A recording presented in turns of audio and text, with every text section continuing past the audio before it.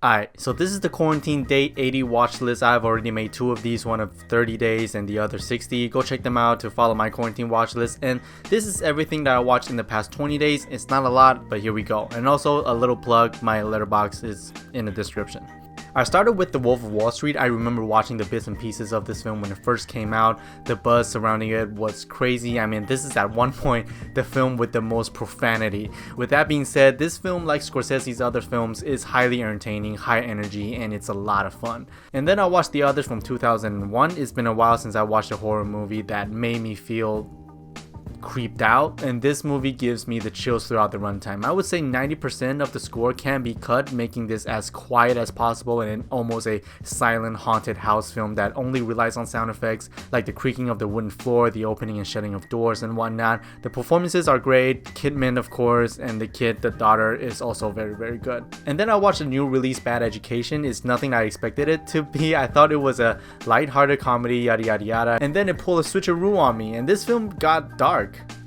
Dark. Hugh Jack is a man who does not give out bad performances. Everyone in this film is great. I do wish the film could have ended a little bit better and the Rachel character could have had more screen time, I think. But overall, I love how this film is directed like a neo-noir film. It looks fantastic too. And then I watched The Ring, the 2002 version, because there's just so many versions out there. I watched this when I was a kid, so technically this is a rewatch, and I remember not liking it, but I guess my taste hasn't changed that much. I do like the tone and the color palette and mostly how this film looks and feels, but the script just feels so hollow in the center. And then I watched another A24 film, The Bling Ring. I watched it because it's from A24. Sofia Coppola directing it is also a plus, but surprisingly this is a surface level blasé of a movie that just failed on everything.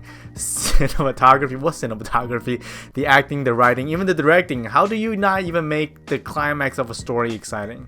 I don't understand. And then I watched Possession. This got under my radar when Sofia Boutella said this one inspired her performance in Climax, and I totally see it.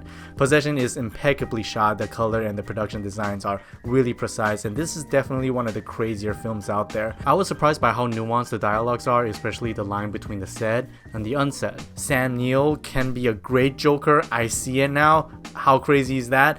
This definitely has a lot of theories, and I'm still coming up with my own, so watch it and tell me what you think everything symbolizes. And then I watched Code 8 on Netflix, and since I have no better releases to watch, I guess I'll watch this. And afterwards I looked it up. This ain't even a new release.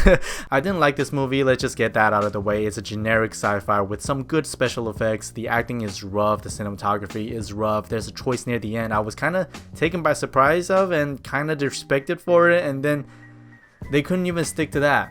Everything else, it is as dry as it is sloppy. And then I watched the Sugarland Express. This is one of the few Spielberg I haven't seen, and this one is surprisingly funny. I wonder who's the next Spielberg-ish like filmmaker, where in the first few features we instantly know they're gonna blow up. Whenever I watch a Spielberg film, I know he has impeccable instinct. The guy is a genius, and in Sugarland Express he knows exactly where to cut and to what kind of shots.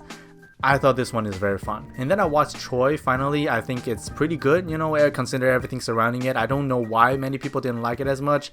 Despite some inconsistency character work and flawed dialogue, it is very entertaining, very well produced epic. I don't think it's that bad. And then I watched Silent House. Silent House got under my radar when 1917 came out. This is a horror film shot in one take, which is incredible. Although Elizabeth Olsen gave her best here, I just don't think the script itself upholds the style of this caliber of filmmaking when it comes to filming a film in one take, but I do very much appreciate the attempt and effort.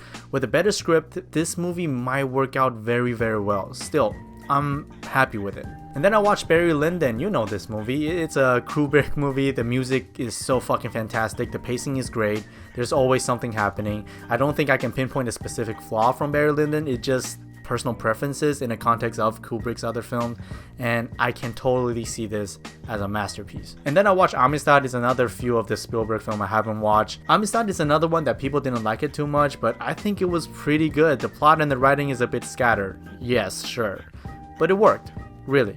I can't complain. And then I watched Exotica. I have no idea why it took me so long to watch this, and I wish I watched this sooner. I'm not sure yet, but I think this might be a masterpiece. Yes, I think there was an exposition dump I didn't quite like, but I only watched it once. I cannot wait to rewatch it down the road and think more deeply about it. Please go see it. I thought it was amazing. Next one is Your Name. I remember when this first came out, everyone was talking about it. I think it's okay. You know, I think it is yet another visually stunning anime. The directing is also pretty solid. It's just mostly the stylistic choices I don't completely agree with, which includes the writing. The poetry here really pulls my heartstrings. And then I watched Limitless. It started off promising, but turned out to be a boring and ugly attempt that cannot help but explain some more. The scattered characters makes the already messy plot even less focused. Limitless was a disappointment for me, I'm sorry. And then I watched Detroit by Kathryn Bigelow. I guess this is a good time to watch Detroit. Bigelow made another fantastic movie. Unfortunately, it failed at the box office. I think this one does outstay its welcome a tad bit when it comes to the structure and runtime, but really is just as intense and infuriating as it is well made. The sad part is that it's still happening. Literally today. And then I watched last year at Marienbad from 1961. I don't want to comment on this too much because I think this is either a masterpiece or a complete piece of garbage, nothing in between, but I don't know yet, and I'm not sure yet, so I'll just leave it at that. Go check it out yourself if you're interested. And then I watched Love Letter from 1995. It was a Japanese film. It was really good. The cuts are brutal, the sound editing and design is amazing, and the story world the film put the audience in is so grounded. The narrative structure of the film kept the story fresh scene by scene, and it doesn't matter if it makes sense structurally as long as it does thematically. Love Letter is wonderful, I thought. And then I watched Shame. Can I just say how uncreative the title of this film is? It sounds so boring, to be honest. It is a very patient film, I'll give them that. It is a very difficult film, at times very frustrating and ugly. I was surprised at how well made the whole thing is until afterwards when the credits started rolling, I saw Steve McQueen directed it and I was like, fucking course. Of course it was him. And then I watched The Hunt, the Danish one from 2012, because there are a lot of The Hunt out there. It talks about false accusation, and man, did this movie age like a fine wine. I do think it is a much better film before the ending. The execution of it, I don't agree with it, to be honest, at all, but the acting, the story, and the material here are some powerful stuff. And then I watched Room 237. I forgot how this film came under my radar. As a matter of fact, I don't even want to call it a film. It's a feature length. No, actually, it's a really long YouTube video. That's it.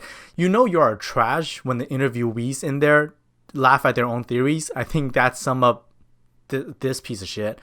I didn't like it. People laugh at it, whatever. I think it's trash. And then the last one I watched was Once Upon a Time in America. To many, it was a big classic. It is considered to be one of the greatest gangster films out there.